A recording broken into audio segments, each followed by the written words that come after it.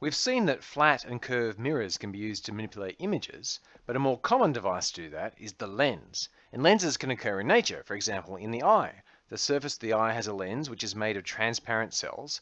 And remember that light travels slower in materials, and so if you have a large amount of light coming into the eye, then when the light hits the middle of it, it's going to slow down, and the light at the edges is going to go faster, and so it's going to wrap around and come together.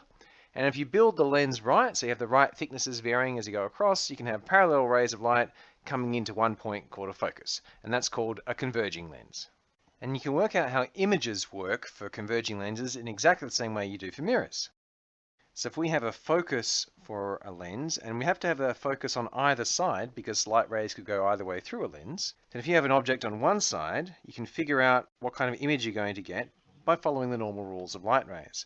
A light ray that goes through a focus will go out parallel. A light ray that goes through parallel will go through a focus. And so you can see that these two rays appear to be coming from something back here. And so in this case, we've got a virtual image of someone.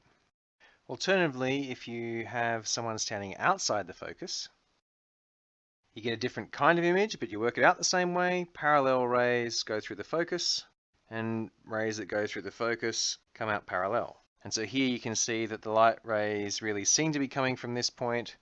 So that's where the top of the head image is, and that is a real image and an inverted one.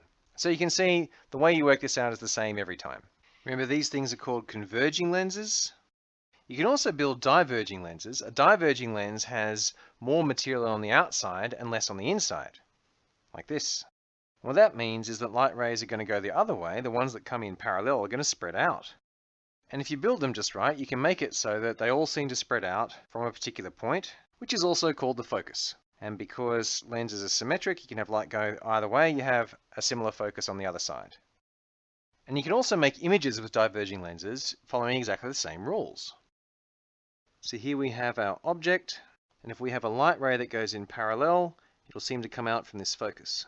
And if we have a light ray that's coming out parallel on this side, then it has to be as though it was going through this focus. And so we can see that the two rays on this side appear to be coming from a point back here, and so we have a virtual image down here. And once again, we're just following exactly the same rules to work out where our images are. And we can do that no matter where the object is in relation to the focus.